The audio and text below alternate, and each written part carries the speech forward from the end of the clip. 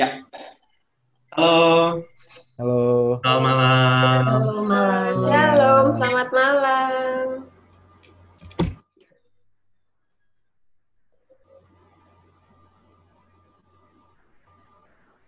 Oke, selamat malam Bapak Ibu Saudara yang terkasih dalam Tuhan Yesus Kristus.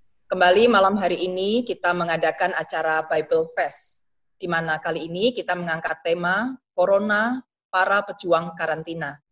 Kita akan mencari tahu, mendengar kisah-kisah dari para tenaga medis, juga dari pasien yang telah sembuh dari penyakit corona, bagaimana perjuangan mereka selama menangani pasien, bagaimana perjumpaan-perjumpaan mereka, apa yang dirasakan, dan juga apa saja yang dilakukan.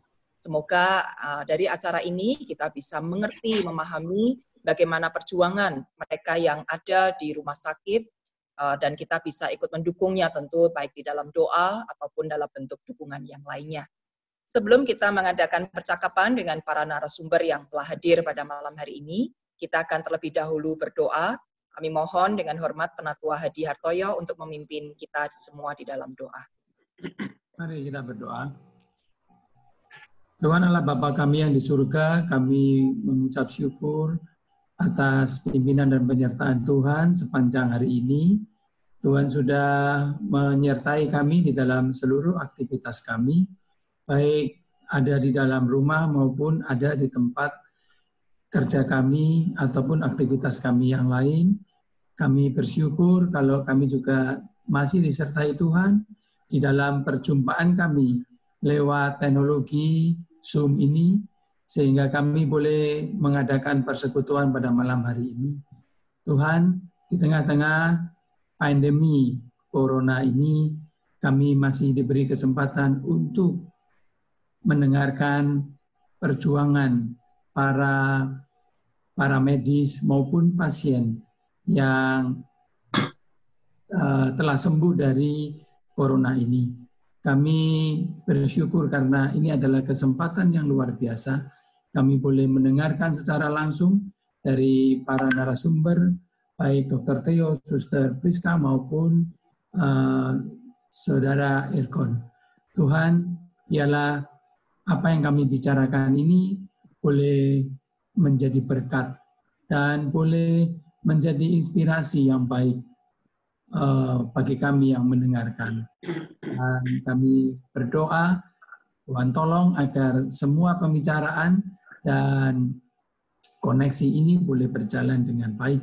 Kami serahkan waktu dari awal, pertengahan, hingga akhirnya di dalam genggaman kuasa.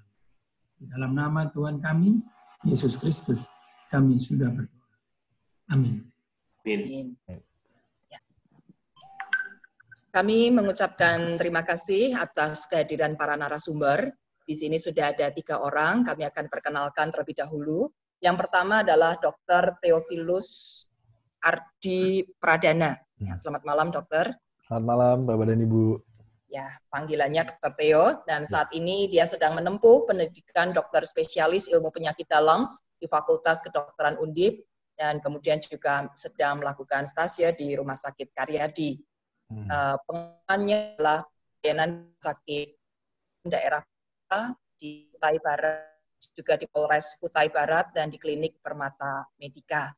Saat ini hadir juga istri dari Dr. Theo, yaitu Dr. Monica.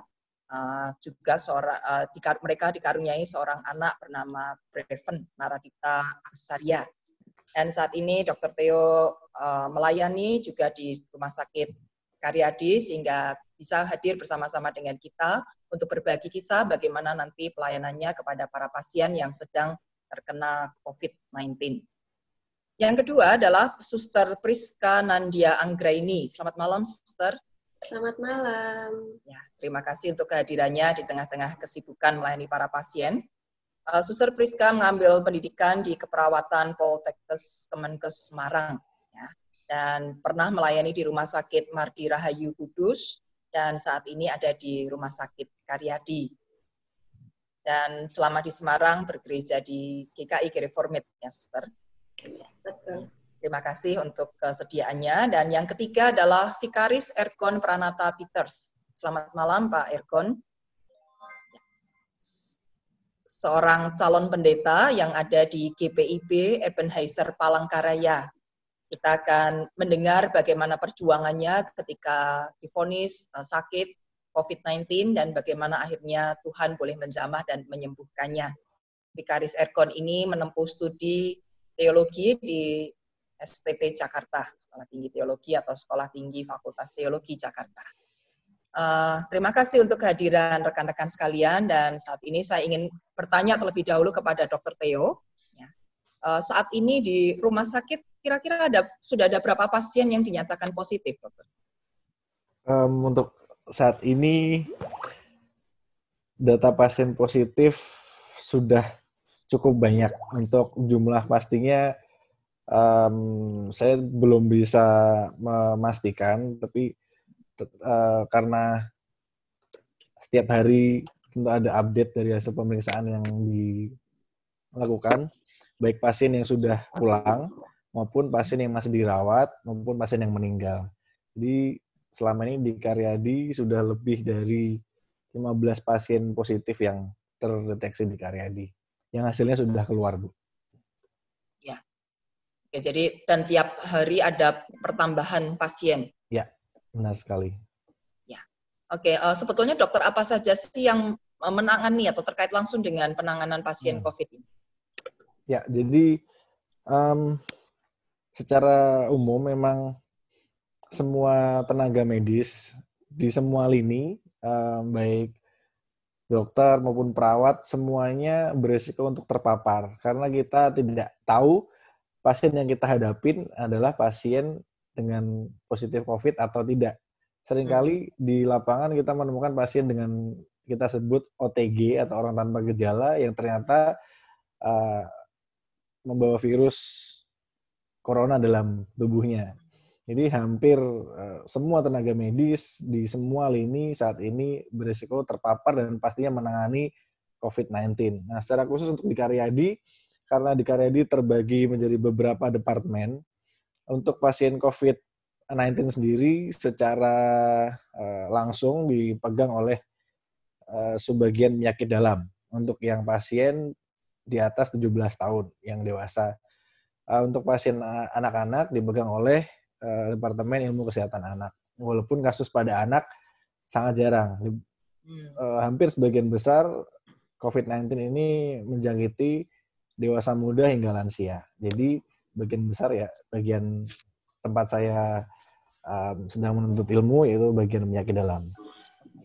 Berarti artinya sekarang semua tenaga medis harus bersiap diri untuk ketika menghadapi pasien seolah-olah mereka ada. Betul sekali. Gitu ya. Ya, betul sekali Bu Rinta. Ya. Nah, waktu pertama kali nih mendengar ada virus corona di Wuhan, ya waktu itu muncul pertama kali, perasaan para dokter, ya terutama dokter Andi nih, dokter Theo ini yang bisa berbagi dengan kita, perasaannya ketika mendengar ada virus baru itu muncul dan apalagi kemudian di Indonesia diumumkan sudah ada yang positif, ada nggak sih perasaan, aduh, ini bakalannya kita nih ya yang akan menangani dan seterusnya. Perasaan apa yang timbul waktu itu? Saya mendengar berita sekitar bulan Januari. Januari waktu itu kondisi sudah cukup berat di kota Wuhan. Saat saya mendengar berita pertama bahwa ditemukan suatu jenis virus baru. Jadi sebelumnya saya akan menjelaskan sedikit tentang virus corona itu apa sih. Jadi virus itu adalah organisme terkecil yang seringkali kita dalam dunia kedokteran dianggap sebagai semi makhluk hidup. Karena dia hanya terdiri dari RNA. RNA itu bagian terkecil DNA yang dibungkus oleh suatu envelope. Jadi virus itu tidak bisa hidup tanpa ada inang. Jadi dia tidak akan bisa hidup tanpa menginfeksi mikroorganisme lain. Nah, si corona ini adalah suatu jenis virus mirip dengan virus influenza dan dia strukturnya mirip dengan virus SARS yang dulu pernah sempat heboh tahun 2004-an dan virus MERS-CoV yang sempat heboh juga di daerah Timur Tengah. Yang menjadi perhatian penting dari dunia adalah virus COVID ini atau disebut SARS-CoV-2, dia memiliki kemampuan infeksi yang sangat luar biasa. Ya, penyakit SARS, virus SARS itu infeksi dari manusia ke manusia dilaporkan sangat jarang. Begitu juga MERS-CoV. Tapi si coronavirus ini, yang entah mutasi dari virus apa, dia memiliki kemampuan untuk menginfeksi yang sangat mudah. Nah, itulah yang waktu itu saya perhatikan dan menjadi suatu kecemasan tersendiri. Saat itu saya berpikir gimana kalau virus ini masuk Indonesia ya. Iya. Waktu itu kondisinya kota Wuhan itu sudah langsung disegel atau di lockdown oleh pemerintah China. Jadi inilah yang patut diapresiasi sebenarnya. Jadi saat ditemukan kasus pneumonia dengan penyebab yang tidak dikenali, pemerintah China berhasil menemukan penyebabnya dalam hanya jangka waktu sekitar 7 hari atau 8 hari. Ketemu bahwa ini ada satu jenis virus baru yang memiliki kemampuan penyebaran atau infeksi yang sangat cepat. Begitu diketahui penyebarannya sangat cepat, pemerintah China langsung lockdown kota Wuhan itu, sehingga kita ketahui bahwa di China sendiri penyebarannya nggak banyak di luar Wuhan atau di luar provinsi Hubei waktu itu. Seperti itu, Bu. Ya. Jadi ada perasaan takutkah gitu ketika pertama kali mendengar virus ini masuk di Indonesia sebagai seorang tenaga medis? Ya, yang saya khawatirkan adalah apa jadinya dengan di saat virus ini masuk di Indonesia dengan kemampuan penyebaran yang seperti itu. Saya berpikir akan ada beberapa kasus nantinya yang akan saya tangani, dan kita tahu bahwa karena virus ini termasuk virus yang asing atau baru bagi tubuh kita. Jadi tubuh itu mempunyai mekanisme untuk mempelajari suatu infeksi yang masuk ke dalam tubuh kita. Misalnya flu biasa. Saat kita udah terserang flu, kita akan memiliki antibodi. Tubuh kita belajar untuk memproduksi pasukan perang untuk melawan si virus, sehingga tubuh kita menjadi kebal. Namun karena virus ini baru dan tubuh kita belum kenal, virus ini memiliki mortalitas yang cukup lumayan sih. Di Indonesia 9,5% kalau nggak salah dari temuan kasus positif, 9,5%-nya meninggal. Itu yang saya takutkan waktu virus-virus ini mulai masuk di Indonesia. Saya berpikir nanti bagaimana akan ada beberapa kasus dan nanti akan serepot apa, terutama saya sendiri nanti di bagian penyakit dalam menghandle pasien-pasien tersebut yang nantinya akan mungkin pasti banyak di Karyadi. Seperti itu, Bu. Iya. Jadi cukup menimbulkan kegentaran ya, sebetulnya bagi para tenaga medis. Iya. Oke, pada saat diketahui ada kasus positif di Indonesia, sejauh yang dokter tahu, kira-kira langkah-langkah apa saja sudah dilakukan oleh pemerintah Indonesia, dalam hal ini tentunya Kementerian Kesehatan, atau juga rumah sakit secara keseluruhan, apa yang pertama kali kemudian disiapkan untuk bisa menangani pasien ini yang kita tahu pastinya nantinya juga akan ada penyebaran ke orang-orang lainnya.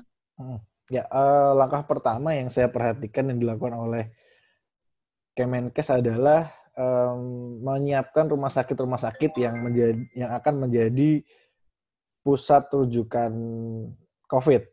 Yaitu rumah sakit tersebut disiapkan dengan segala fasilitas.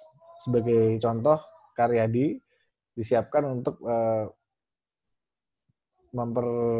mempersiapkan gimana supaya pasien-pasien tersebut bisa ditangani dengan baik. Misalnya di Karyadi sendiri sudah dibangun merekondisi suatu bangsal untuk dijadikan bangsal isolasi, seperti itu. Jadi pemerintah menunjuk atau mempersiapkan rumah sakit yang nantinya akan dijadikan pusat rujukan COVID. Juga pemerintah bekerja sama dengan dinas, terutama bagaimana cara untuk men-screening pasien-pasien yang dicurigai terinfeksi oleh COVID. Jadi itu yang penting. Jadi di Indonesia ini mungkin saat ini angka deteksinya mungkin masih tergolong rendah karena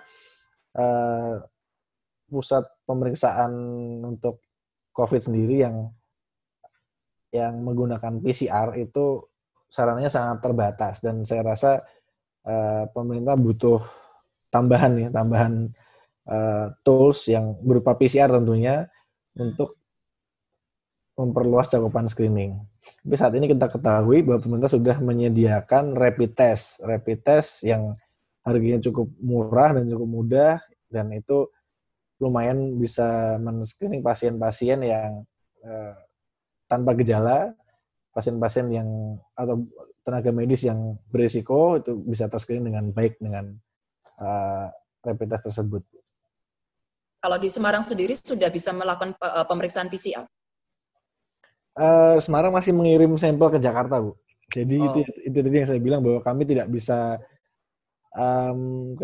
bisa mengupdate dengan cepat. Misalnya ada satu pasien masuk, kita curigai COVID, istilahnya PDP, pasien dalam pengawasan, dengan klinis yang cocok, dengan parameter lab yang mendukung ke sana, kita lakukan pemeriksaan swab, namanya kita ambil sampel dari hidung dan tenggorokan, lalu sampel akan kita kirim ke Litbangkas ya, ke Jakarta. Itu prosesnya sekitar 7 hari. Dulu waktu saya sempat di swab juga, karena di awal pasien-pasien masuk, saya sempat menangani pasien yang positif juga. Jadi saya tergolong memiliki kontak erat. Hasil swab saya baru jadi 7 hari. Apalagi hasilnya sekarang dengan jumlah yang makin banyak, mestinya makin lama jadinya. Berarti yang di daerah luar Pulau Jawa juga semua kirimnya ke Jakarta? Saat ini semua masih tersentralisasi di Jakarta, namun di bulan April ini pemerintah sudah menyiapkan untuk sarana pemeriksaan PCR lain di berbagai provinsi. Sudah disiapkan, dan harapannya tingkat screening juga makin tinggi, kita makin bisa menemukan kasus-kasus yang baru, sehingga pasien-pasien dengan COVID positif bisa ditangani sesuai dengan derajat keparahannya. Seperti itu. Bisa jadi nanti angkanya justru akan meledak setelah pemeriksaan ini semakin banyak ditemukan ya, Dok? Ya, betul sekali. Oke. Lalu kalau bisa ditunjukkan alat-alat perlindungan diri nih, dokter siap nggak ini? Mungkin bisa ditunjukkan masyarakat selama ini dokter, suster juga itu kalau meriksa pasien dipakainya apa aja sih? Iya, mungkin yang paling simpel di sini saya nyiapkan masker. Kalau hazmat mungkin saya belum menyiapkan. Saya sempat nyiapkan di PowerPoint sih, Bu, untuk apa saja yang kami gunakan. Apakah bisa ditampilkan, Bu, mungkin PowerPoint? Kalau alat real sih saya hanya nyiapkan ini masker. Ini namanya masker bedah atau masker surgical. Saat ini anjuran pemerintah semua harus menggunakan masker. Namun untuk masyarakat awam tidak perlu harus mencari masker surgical ini, dan nggak perlu borong-borong supaya kami nggak kesulitan mencari masker seperti ini. Jadi ini masker surgical yang biasa kami gunakan untuk beredar di lingkungan rumah sakit seperti itu. Ini adalah masker N95. Ini juga, harganya saat ini melambung tinggi sekali ya, karena ya inilah beberapa orang yang mungkin memanfaatkan situasi atau memancing di air keruh dengan melakukan penimbunan. Ini yang digunakan untuk menangani pasien-pasien yang suspek atau curiga infeksi COVID-19. Dan ini juga dipakai di tempat-tempat yang diperkirakan berisiko atau penemuan kasusnya banyak di tempat itu. Misalnya di IGD wajib pakai seperti ini, di ruang isolasi jelas nggak boleh melupakan, dan di KRI pun saat ini karena memang penemuan kasusnya cukup banyak dan hampir tersebar di berbagai ruang. Jadi ada pasien yang masuk belum terdeteksi COVID, namun kami curigai COVID, ya akhirnya kami semua tenaga medis di Karyadi memakai N95. Seperti ini. Lalu ada juga hazmat, cuman saya nggak bisa bawa hazmatnya karena udah teralokasi di masing-masing ruangan. Jadi hazmat yang sering kalau Bapak Ibu lihat tenaga medis kehabisan hazmat yang baju putih yang seperti apa tuh ya? Seperti Yang baju tertutup semua ya dari kepala sampai istilahnya ke sepatu kaki. baju astronot istilahnya ya. Ya. Itu dipergunakan saat kita juga ya berada di ruangan yang tadi saya sebutkan, dia berdampingan dengan N95 di ruang isolasi wajib dan di ruang-ruang yang seperti UGD yang kemungkinan untuk terinfeksinya tinggi. Terus kita juga menggunakan goggle pelindung mata karena kita ketahui virus ini juga dapat menginfeksi tubuh melalui saluran mukosa di hidung, di mulut maupun di mata. Kita pakai goggle, lalu ada yang namanya face shield. Kalau pernah lihat yang seperti helm ada kacanya itu untuk melindungi dari droplet langsung. Dan sarung tangan. Kita menggunakan sarung tangan. Untuk di UGD kita pakai 1 lapis, tapi di isolasi kita pakai 2 lapis. Jadi itu yang dipergunakan sehari-hari. Kalau yang saya pernah lihat di YouTube itu ada dokter atau perawat yang pakainya tuh sampai double-double, baju hazmatnya tuh pakai sampai double-double. Apakah memang betul begitu, Dok? Sebenarnya pakai hazmat 1 lapis sudah cukup sih. Hazmat dengan bahan spunbond itu memang sudah dirancang untuk melindungi supaya droplet nggak masuk. Jadi biasanya di Karyadi kita menggunakan baju jaga. Jadi terutama Suster Priska ini di ruangan yang memang menangani khusus COVID. Jadi pakaian yang dari luar diganti dengan baju jaga yang warnanya hijau biasanya. Nanti yang pakaian itu tidak boleh digunakan untuk keluar ruang perawatan COVID. Nah, baru setelah kita akan masuk ke ruang isolasi, kita menggunakan lagi didobel dengan pakaian hazmat. Seperti itu sudah cukup untuk melindungi. Itu rasanya gimana, Dok, pakai peralatan sebanyak itu? Sumuk, Bu. Sumuk. Jadi memang makanya saya bisa bayangkan. Hazmat kan memang dirancang, bahan spunbond itu dirancang dengan masih ada pori-porinya nih. Ya, tentunya supaya agak terlalu sumuk toh. Saya nggak bayangin teman-teman di puskesmas atau di luar sana yang pakai jas hujan. Ya, memang proteksinya maksimal karena plastik kan. Jadi nggak akan ada partikel yang bisa masuk. Tapi rasa panasnya pasti nggak karuan.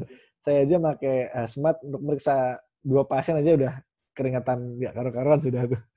Memang rasanya sumuk sekali dan masker N95 ini dipakai juga nggak nyaman. Selain bisa membekas di hidung kalau lama dan sumpek pakai N95 ini. Jadi nggak nyaman sih.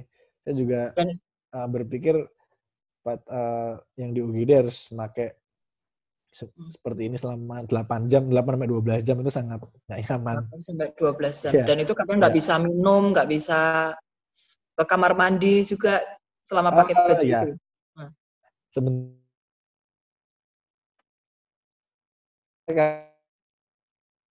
Kamar mandi. Jadi kesulitan menggunakan APD jangan banget. Terus dibuat selama Oke, dokter maaf mungkin sinyalnya agak terganggu. Ya, saya ke Suster Priska terlebih dahulu. Ya, nanti kita tersambung lagi dengan Dokter Theo. Suster Priska, ya pernah nggak sih kebayang bakal ditugaskan di bagian isolasi untuk menangani penyakit menular seperti ini? Baik, jadi saya sedikit cerita dulu ya, Bu. Jadi sejak awal saya masuk di Rumah Sakit Karyadi, saya waktu itu keterima untuk bekerja di Karyadi itu tahun 2017. Kebetulan saya memang sudah langsung ditempatkan di bangsal yang memang khusus ruang rawat isolasi. Jadi kami karena rumah sakit rujukan kami itu sudah memang ruangannya itu sudah disiapkan khusus untuk penyakit-penyakit menular seperti itu. Jadi istilahnya apa ya, kami sudah terbiasa menerima penyakit-penyakit infeksi menular seperti itu.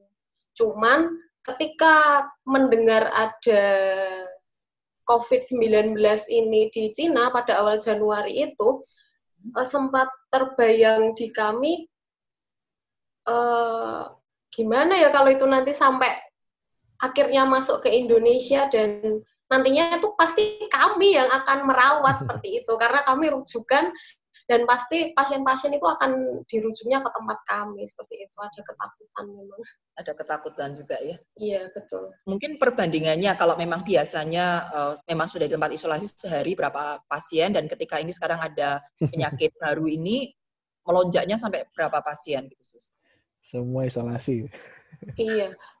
Untuk perbandingannya sebenarnya tidak bisa dibandingkan karena dulu sebelum ada COVID ini ruangan kami kan untuk penyakit lain.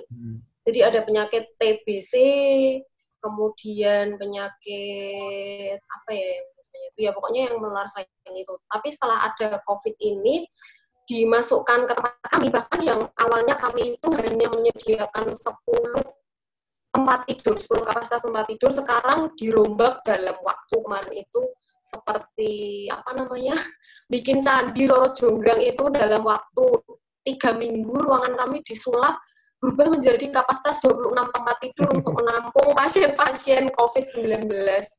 Wow. Masih kurang, Mbak ya? Iya. Hampir 3 kali lipat ya. Betul. Ya, ya. Dan itu penuh terus ini. Iya, sekarang penuh terus. Oke, jadi karena yang masih PDP pun sebetulnya juga diperlakukan sama seperti ketika sudah diketahui positif ya? Iya. Ya. Iya, betul. Sampai ini kan mungkin sudah 1 bulan lebih ya. Bagaimana mengatasi perasaan-perasaan tadi takut tertular, nanti kalau ikut sakit bagaimana, itu perasaan-perasaan itu kan pastinya muncul ya. Kita yang kadang-kala cuma keluar rumah sebentar aja ada perasaan itu. Bagaimana dengan Suster Priska yang tiap hari ngadepinya seperti itu, sehari bisa berapa jam, mengatasi perasaan-perasaan itu gimana, Sis? Jadi jujur, sampai sekarang pun saya masih takut, Bu. Jadi tetap perasaan khawatir, perasaan takut untuk tertular itu mengikuti saya setiap hari. Jadi dari awalnya dari pasien yang jumlahnya sedikit kemudian sekarang jadi banyak dan kami harus berada di situ setiap hari, artinya kan kami sebagai perawat itu yang ada di samping pasien. Jadi sebisa mungkin kami cari hal-hal yang positif, kami cari hal-hal yang menyenangkan sehingga di saat kami bekerja itu tidak sampai ada rasa khawatir yang berlebihan yang nantinya bisa mengganggu performa pekerjaan kami. Jadi kan, jadi untuk kasus COVID-19 ini, kalau pengalaman saya pribadi, melihat pasien-pasien yang masuk ke ruangan saya itu, mereka itu sebenarnya permasalahan di COVID-nya, Bu, tapi seperti itu. Jadi,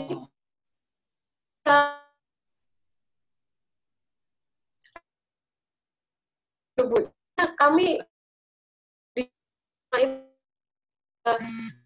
terus tenang, pasien juga ikut tenang kami rawat gitu. Jadi di satu punya ketakutan, di sisi lain juga harus memberi kekuatan sebenarnya ya kepada para pasien. Iya. Ada pasien yang sampai menunjukkan gitu. Nih. Kalau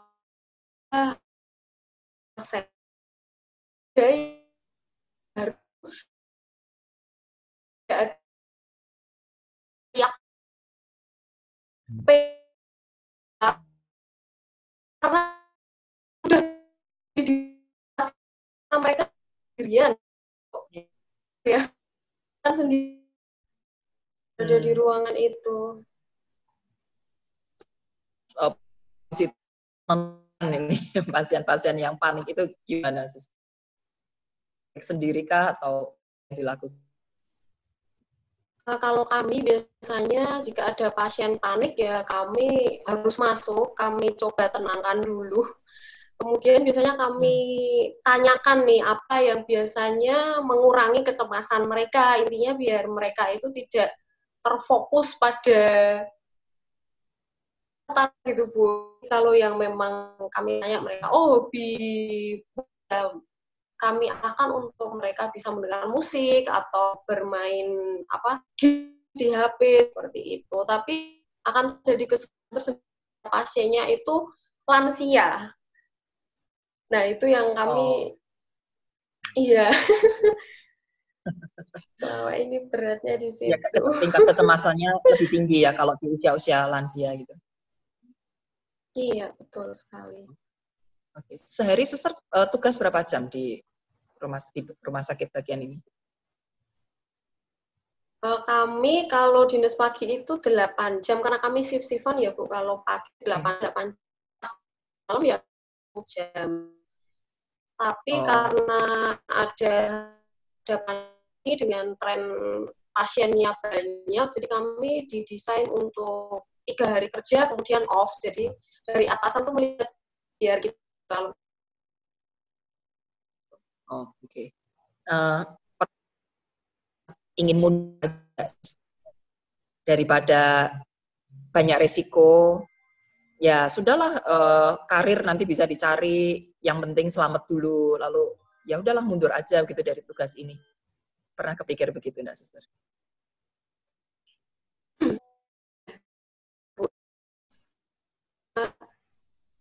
Awal pasien kami masih oke-oke aja, terutama saya masih oke-oke saja, tapi semakin kesini kok semakin banyak. Sempat saya terpikir untuk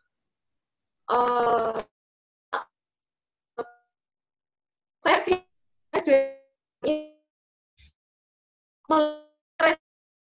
itu seperti itu. Jadi saya sempat memang jujur pengen pindah, minta dipindah dari ruangan situ. Hingga saya sampai saya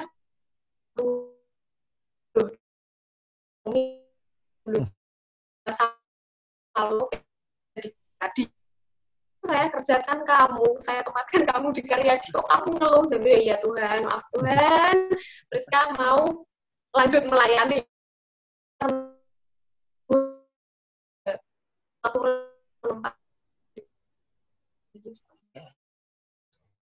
Kembali pada pergumulan iman juga ya di dalam melakukan pekerjaan ini. Ya. Kalau Dokter Theo sendiri bagaimana Dok? Pernah enggak kepikir nyesel gitu ngambil alis ini? Enggak Bu. Dan di dalamnya ke dalam juga jelas, sangat jelas adalah campur tangan Tuhan. Saya sempat mendaftar di prodi lain waktu itu yang hampir sama dengan penyakit dalam, yaitu di jantung. Alasannya ya saya kayak penyakit infeksi ya. Saya cenderung mungkin yang memiliki empati terlalu tinggi sih. Jadi kalau ada pasien yang punya penyakit kronik, saya ternyata dan jalan saya mau daftar kardio dan buka jalan begitu lebar saat saya masuk internal. Jadi apapun yang saya hadapin, ya saya nggak akan mundur. Karena ini udah Tuhan yang tempatkan. Di mana Tuhan tempatkan, Tuhan pasti sertain. Ya, bagaimanapun juga di saat-saat ini, pun juga butuh Tuhan ya. Ya. Ketika kepada untuk menyembuhkan penyakitnya, bisa juga sangat membutuhkan uluran tangan Tuhan untuk melindungi diri dan juga melakukan bagiannya dengan baik. Ya. Lalu apa yang dilakukan nih untuk nih? Kalau yang pernah yang bernyanyi bersama atau apa tuh yang dilakukan kalau di Karyadi seperti apa? Oke, saya Bu ya. Jadi di sini banyak kami diskusi atau apa juga kegiatan ilmiah juga dihilangkan. Jadi kami fokus ke pelayanan pasien dan sebenarnya bagi kami para residen ini juga sudah cukup kerja kami. Jadi kami saya yang menangani banyak di pasien-pasien COVID yang ada di bangsal isolasi, saya lebih ini sih banyak sharing ke teman-teman, terutama satu stase. Posisi nggak, kalau saya anak kan di Samarinda nih, jadi saya masalah saya nggak ketemu kan, memang saya nggak bisa ketemu kan di luar kota, tapi teman-teman banyak sekali yang tinggal di Semarang tapi nggak bisa ketemu dengan orang-orang yang mereka sayangin, karena kita nggak ngerti apa yang ada pada diri kita.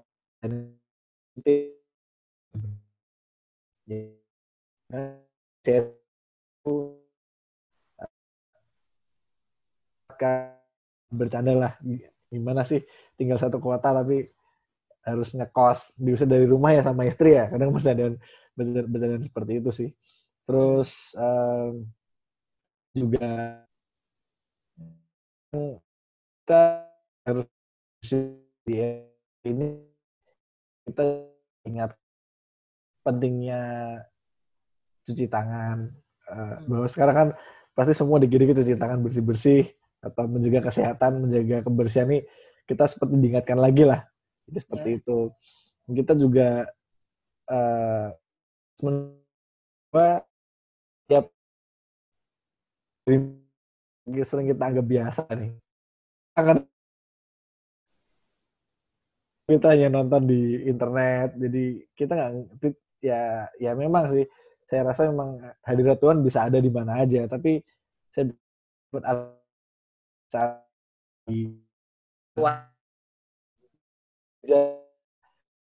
bisa aman. Sekarang salaman adalah hal yang apa ya, istilahnya lihat orang salam, mungkin semua udah pada menghindar kan. Jadi kita dengan era pandemi kita jadi bersyukur,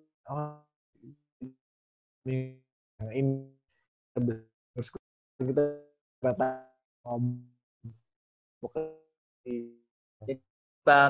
cari hal yang positif ya, Dok, di tengah situasi seperti itu. Tapi tadi kembali berarti para tenaga medis yang bekerja di bagian isolasi ini, apakah mereka juga artinya adalah harus diisolasi dari keluarganya juga? Sama sekali ya, semuanya nggak pulang ke rumah gitu atau gimana, Dok? Sebenarnya nggak sih, Bu. Kalau pasien yang harus diisolasi adalah pasien-pasien yang wajib nih, kriteria pasien yang mungkin Bapak pernah dengar, ODP, mantau ODP,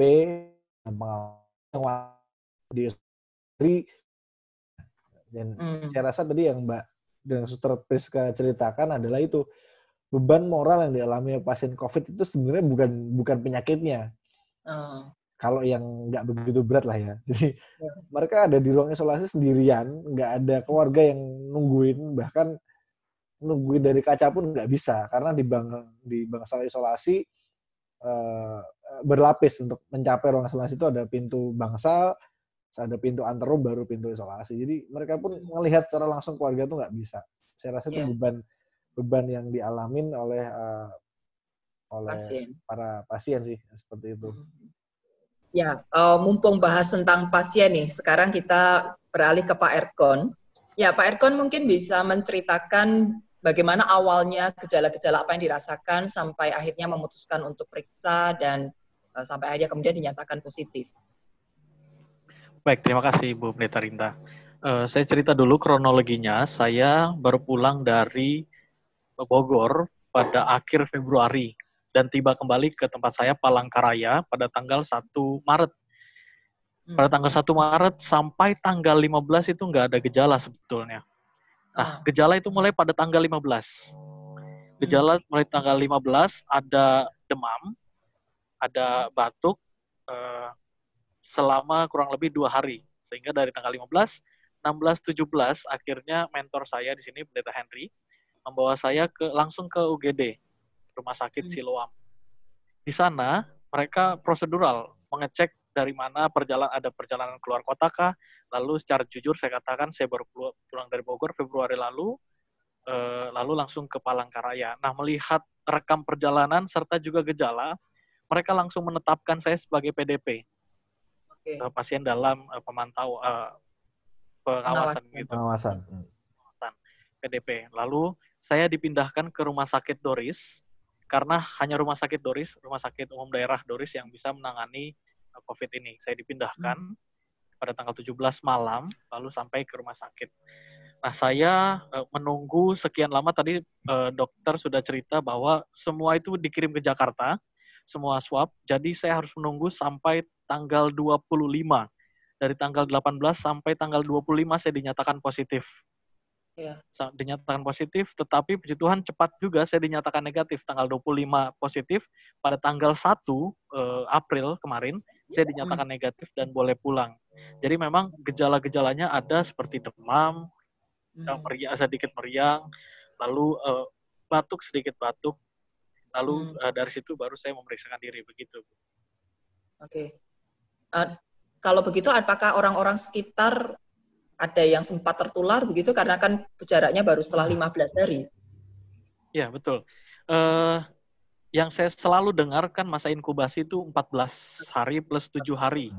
Jadi sekitar 21 hari. Jadi memang saya tampaknya tanggal 15 itu masa inkubasi sudah memuncak begitu.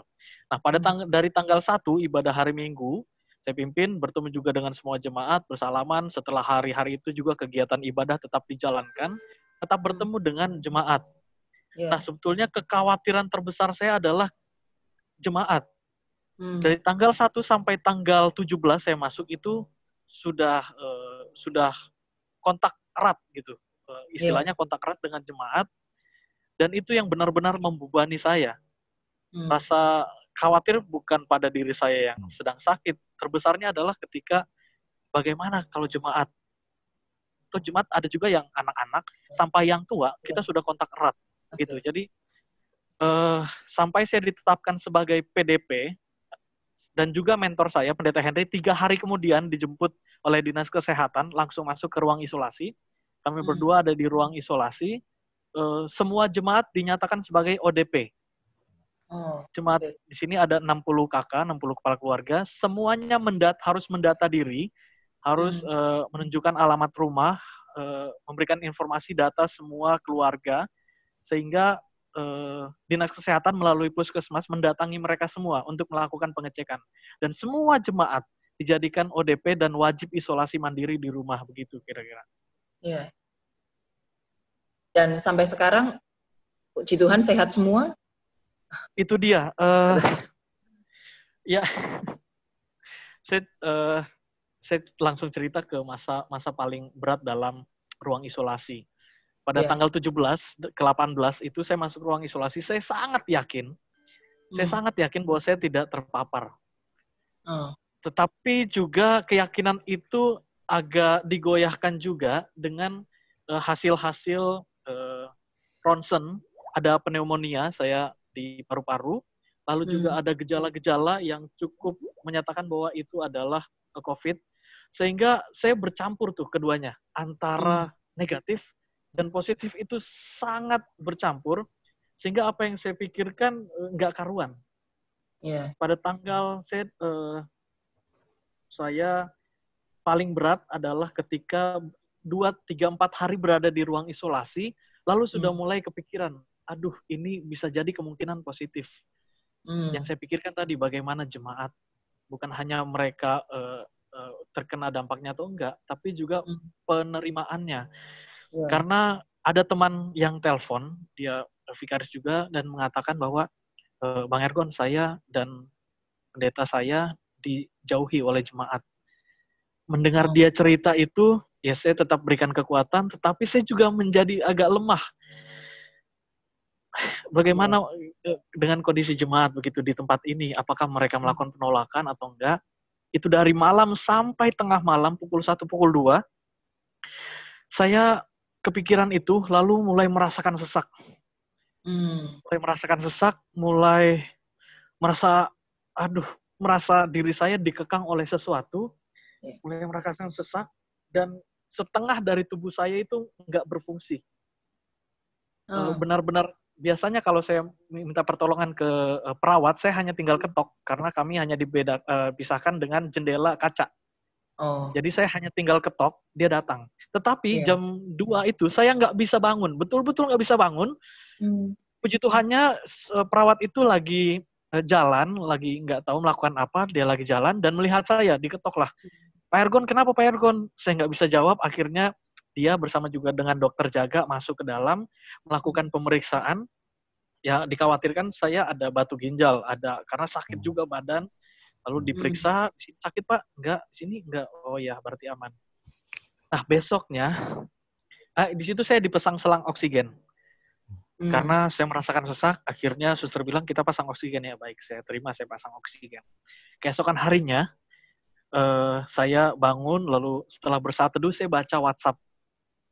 Dan semua isi WhatsApp itu berasal dari jemaat dan juga orang-orang lain yang bilang, Ergon, kamu semangat terus, kamu sembuh.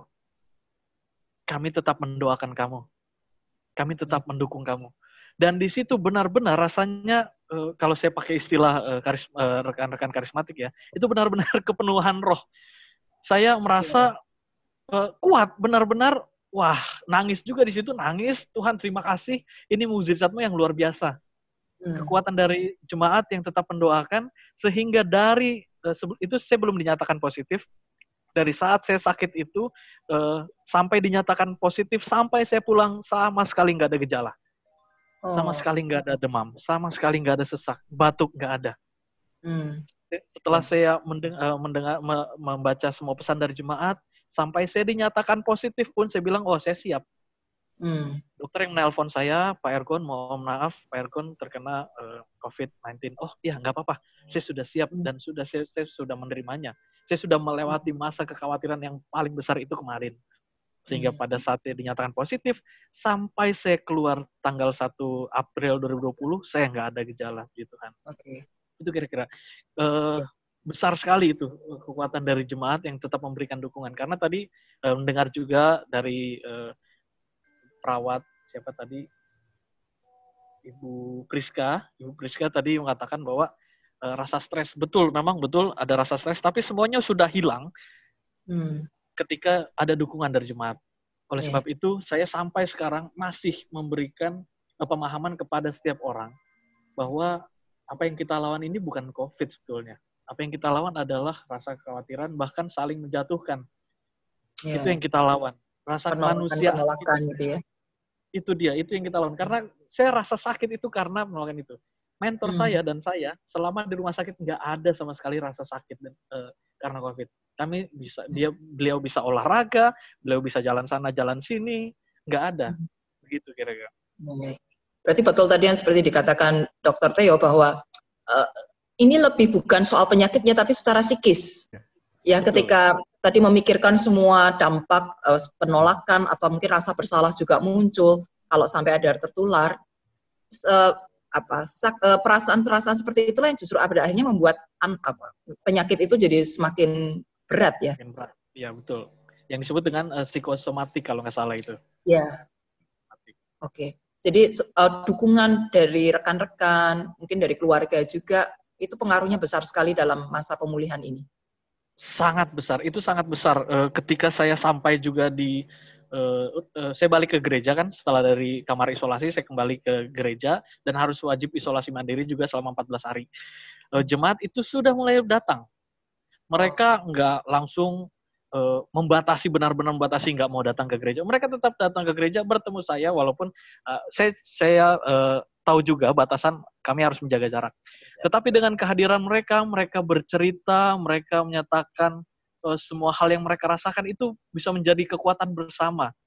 Ketika mereka bercerita, aduh saya sakit perut, aduh saya pusing, saya mual, saya katakan itu bukan gejala COVID, itu gejala karena pikiran kita. Dan saya mengajak kita semua, betul, dan saya mengajak kita semua untuk saling memberikan dukungan. Karena ketika kita mendoakan orang lain, percayalah kita akan juga didoakan. Saat kita WhatsApp orang lain, semangat, orang lain juga akan memberikan kita semangat. Dan itu yang menjadi kesembuhan. Di luar, saya juga nggak bisa mengatakan bahwa obat-obatan nggak penting. Saya juga sembuh karena obat. Saya termasuk pasien yang cukup baik untuk meminum obat. Karena satu pasien di sebelah saya ada yang kurang bisa minum obat, akhirnya dia lebih lama dari saya. Jadi saya lumayan cepat selama 14 hari aja di isolasi gitu. Nah, selama di ruang isolasi itu ada interaksi juga antar pasien atau betul-betul sendiri? Di rumah sakit ini, satu ruangan ada 4 kamar. Jadi satu ruangan terbagi 4 kamar, kami bisa interaksi tapi nggak bisa langsung bertatap-tatapan. Paling hanya bisa mengetok kalau ketemu mau ke kamar mandi, kami harus keluar kamar ke kamar mandi, bertemu, ya interaksi, ya tetap menjaga jarak, tapi disarankan untuk tidak langsung berdekatan begitu. Bisa. Iya. Tapi artinya bisa saling beri support nggak kalau antar pasien gitu? Bisa, sangat bisa. Ya? Kami pun, saya sungguh bersyukur jemaat ini tetap mendukung saya, bukan hanya WhatsApp doa, mereka juga tetap mengirimkan makanan. Jadi jemaat tetap kirim makanan dari luar itu bisa masuk ke dalam. Jadi jemaat bisa kirim makan, lalu kami bisa share juga makanan di situ. Tetapi kalau makanan itu nggak boleh, kalau sudah masuk ruang isolasi nggak boleh keluar lagi. Sehingga kalau misalnya makanan datang ke perawat dulu, perawat akan bilang, ini ada makanan. Saya bilang, oh ya, lihat dulu, itu ada banyak atau enggak. Kalau enggak, kita bisa berbagi. Perawat juga dapat makan. Gitu. Jadi kita bisa berbagi dengan perawat juga. Sampai saya pulang juga, saya tetap mentraktir perawatnya.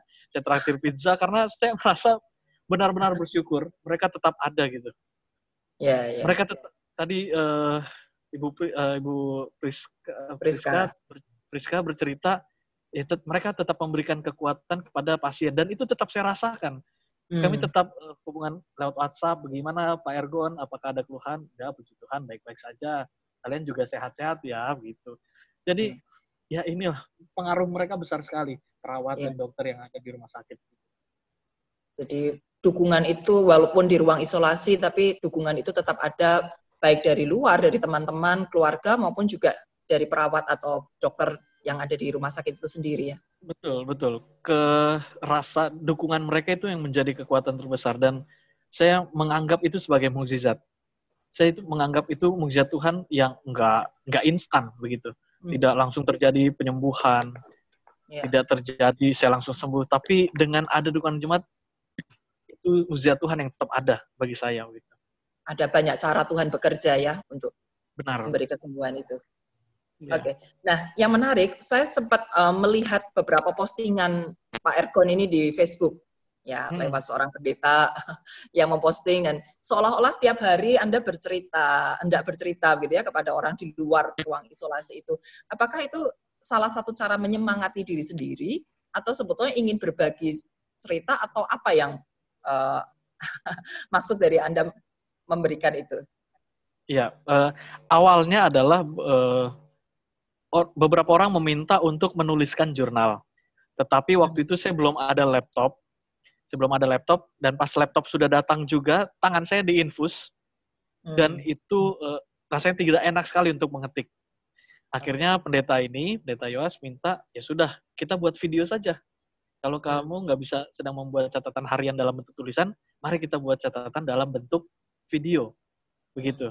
Jadi Pak Yoas juga bilang, baik, mari kita tentukan konten apa yang kita berikan supaya masyarakat jemaat khususnya mengetahui apa yang terjadi di dalam dan apa yang seharusnya bisa dilakukan juga oleh jemaat. Gitu kira-kira awal dari pembuat itu. Jadi memang hari 1, hari 2 kita akan, dan topiknya selalu berbeda supaya jemaat juga tahu apa yang terjadi dalam dan kira-kira apa yang bisa lakukan ketika sedang di luar begitu. Oke. Saling berbagi kabar itu juga ini ya, membuat rileks, seolah kita kayak tetap biasa begitu ya. Yeah. Yang di dalam nggak khawatir, yang di luar juga nggak khawatir karena tahu kabar gitu. Betul. Aku juga awalnya takut untuk disebutnya mengeluarkan ini semua, menceritakan diri saya dengan semua paradigma negatif di tengah-tengah masyarakat. Awalnya saya khawatir.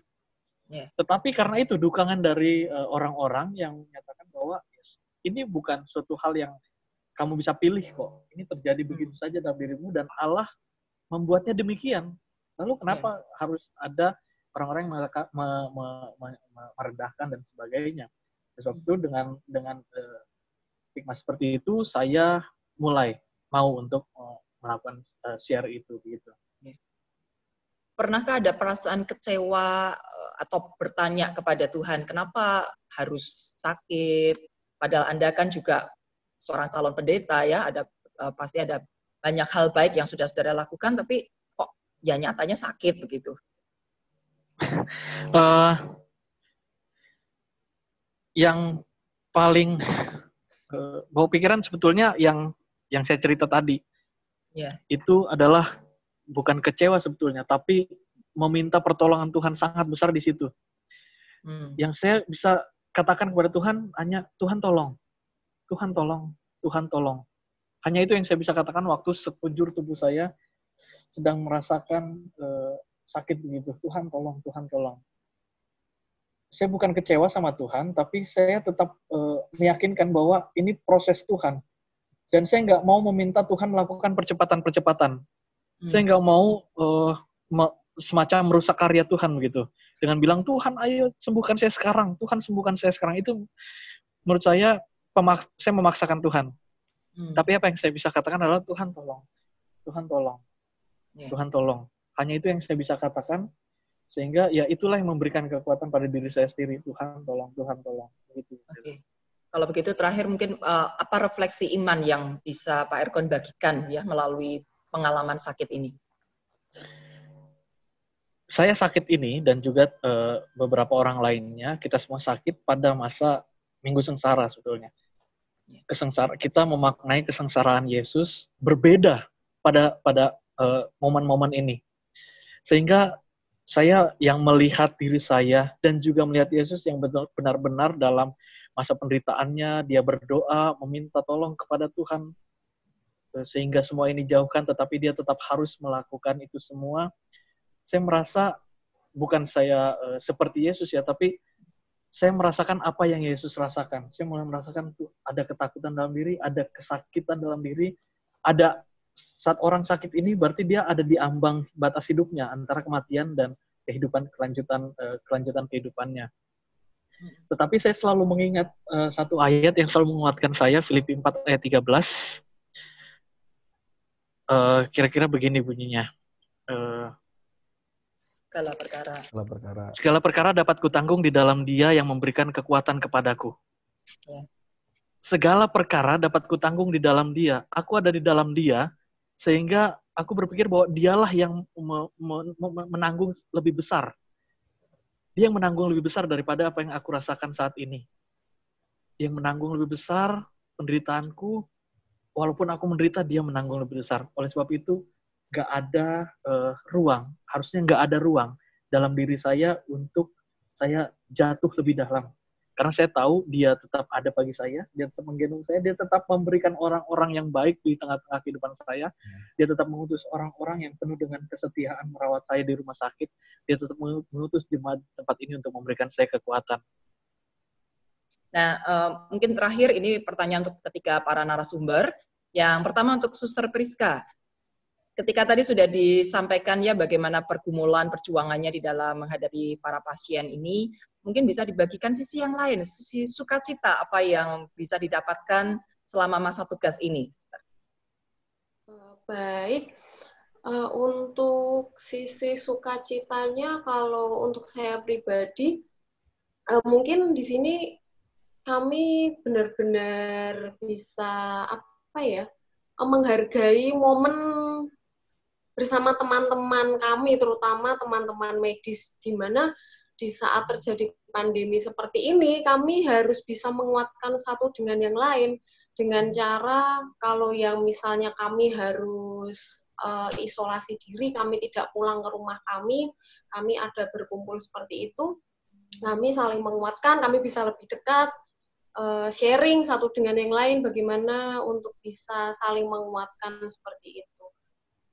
Dan tentunya lebih kami yang yang dulunya mungkin tidak care satu dengan yang lain, kami bisa lebih care untuk bisa bersama-sama melawan penyakit ini. Kami bekerja sama seperti itu. Jadi walaupun secara jarak kita harus berjauhan, tetapi ternyata relasi itu justru bisa semakin dekat melalui peristiwa semacam ini. Ya, terima kasih Suster Priska. Lalu untuk Pak Erkon, mungkin ada yang ingin bisa disampaikan kepada saudara-saudara kita yang saat ini masih berjuang untuk melawan penyakit ini? Mungkin ada yang mau disampaikan.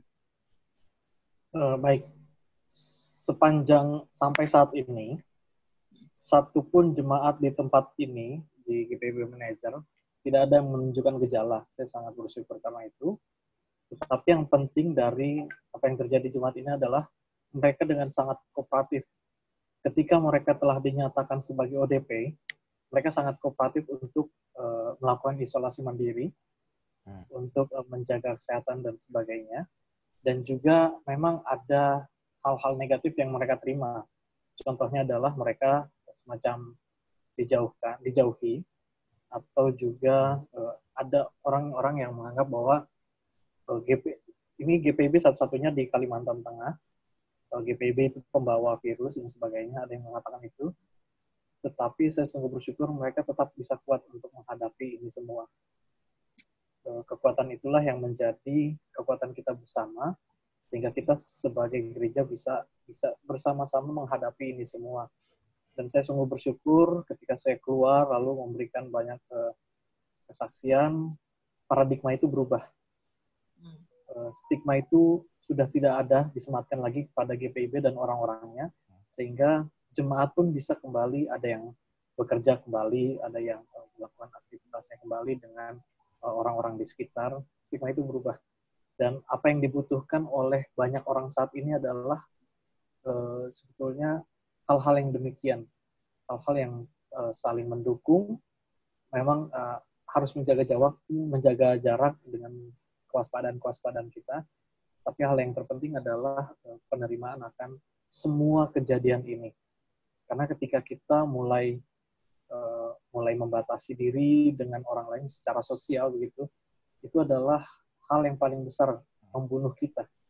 Itu hal yang paling besar menyakitkan kita. Itu hal yang paling besar menyakiti kita. Sebab itu mari kita bersama-sama berjalan, bersama-sama menghadapi ini semua. Karena nggak ada satu orang pun yang mau mendapatkan kejadian ini begitu.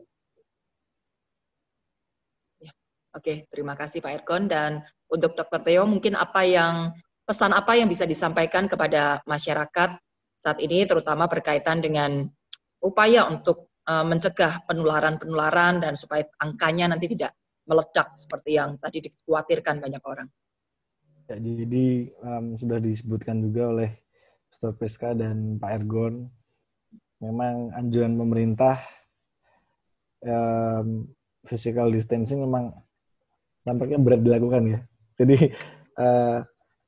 saya memahami sih, harus tinggal di rumah dalam kondisi masih sehat dan tidak ada aktivitas mungkin berat. Tapi memang ya itulah, kadang kita lihat meme di sosmed, kita berkesempatan jadi pahlawan hanya dengan tiduran di rumah. Itu benar banget. Jadi bersyukurlah buat Bapak dan Ibu, dan mungkin sampaikan ke yang lain, bersyukurlah kalau kita masih bisa di rumah bersama dengan orang yang kita cintain, dengan anak-anak kita, dengan orang tua kita, dengan suami atau istri kita, bisa di rumah, manfaatkanlah waktu itu. Kapan lagi sih kita punya liburan selama ini berbulan-bulan? Manfaatkan untuk lebih dekat, lebih yang selama ini mungkin berangkat pagi pulang malam nggak ketemu anak, manfaatkanlah betul-betul waktu ini. Dan syukurilah itu, karena banyak orang di luar sana yang tetap harus bekerja di rumah sakit, dan mereka pun nggak bisa ketemu dengan anak istrinya. Seperti halnya saya sudah merencanakan, sedikit curhat nih, saya sudah merencanakan untuk ketemu istri dan anak untuk ngerayain ulang tahun anak saya di 17 April, tapi ya semuanya sirna kan. Saya nggak mungkin, walaupun saya saat ini punya liburan, ada waktu kosong, tapi saya harus taat juga pada pemerintah, dan saya juga nggak mau memberi resiko pada keluarga yang saya cintain juga. Ya, saya tetap stay di sini, dan saya harap semuanya pun bisa saling mengingatkan untuk tetap banyak di rumah. Seperlunya saja keluar, kalau memang butuh keluar ya ingat pakai masker, kebersihan tangan dan kebersihan badan saat masuk di rumah. Saya rasa itu yang menjadi kunci pemutusan rantai penularan COVID. Kalau semuanya nurut, semuanya manut, seperti ya di Wuhan yang kasusnya segitu heboh, tapi ya mereka mau nggak mau manut ya, karena negara sangat represif waktu itu, dan hasilnya 2 bulan aja Wuhan udah bersih lagi. Dan harapan kami tenaga medis Indonesia pun juga bisa segera bersih dari COVID dan kita bisa kembali beraktivitas tanpa ada rasa takut, tanpa ada rasa canggung. Kita bisa beribadah kembali, bersekutu kembali yang tentunya kita semua rindukan.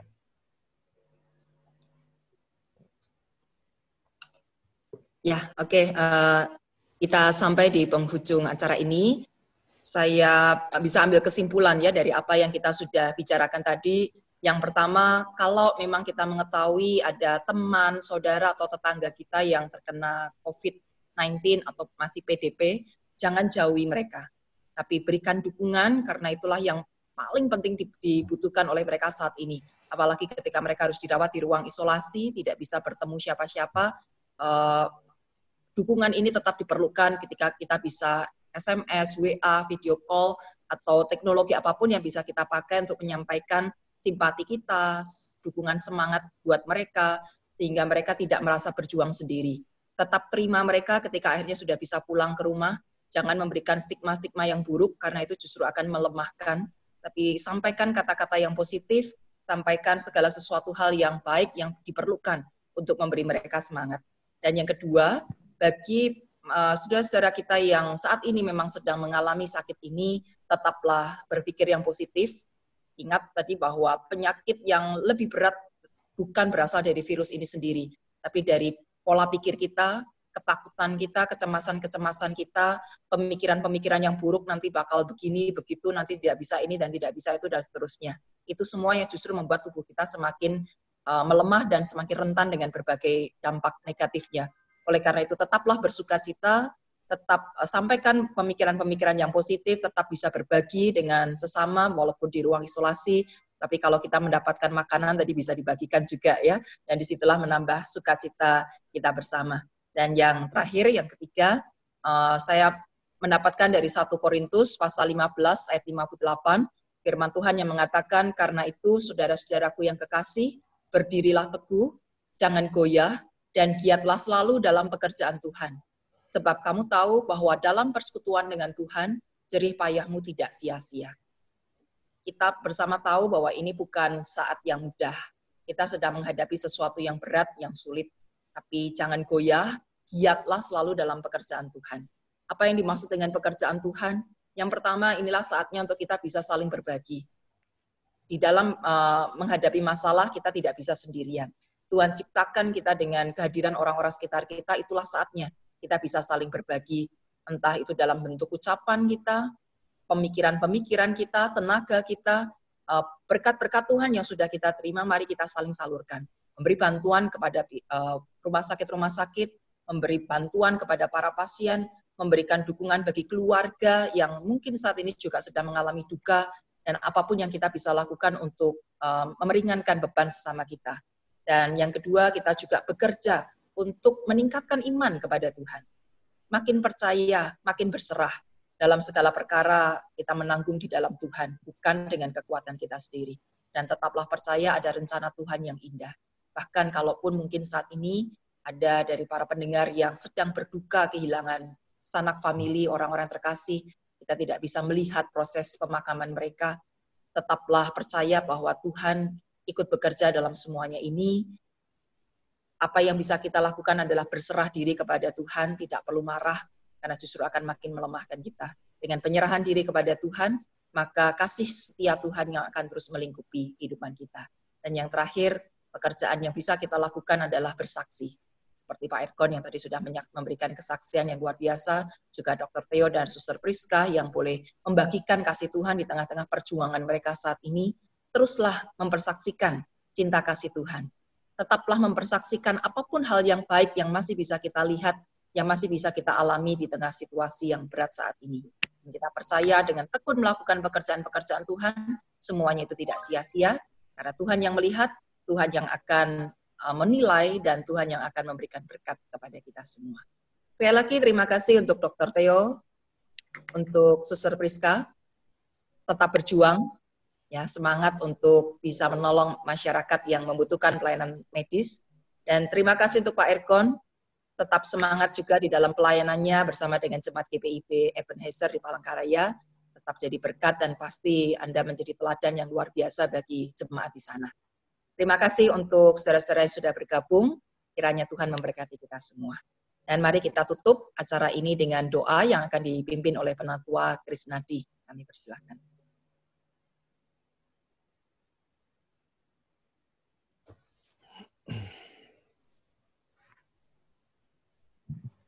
Bapa di surga, kami sungguh bersyukur padamu kami memiliki waktu seperti ini. Ketika satu dengan yang lain kami boleh saling berbagi cerita, pengalaman, juga hikmat yang kau titipkan pada setiap kami. Terima kasih Tuhan karena kebaikan-Mu menolong kami melalui banyak hal masing-masing kami. Dr. Theo, Suster Priska, dan Pak Ergon, Karis Ergon sudah boleh berjuang dalam di tempat masing-masing dengan apa yang mereka hadapi masing-masing, dan kami percaya Tuhan Kau telah menyertai mereka hingga sejauh ini. Kiranya Tuhan Kau terus memakai mereka untuk menjadi perpanjangan tangan kasih Tuhan dimanapun mereka berada, apapun keadaan yang menanti di depan. Tuhan, Engkau senantiasa beserta dengan mereka, dan juga Engkau senantiasa beserta dengan kami yang saat ini bersama-sama ada di ruangan Zoom ini, atau kami pun yang boleh bersama-sama mengikuti melalui siaran ulang di YouTube. Tuhan, terima kasih, kami sungguh bersyukur.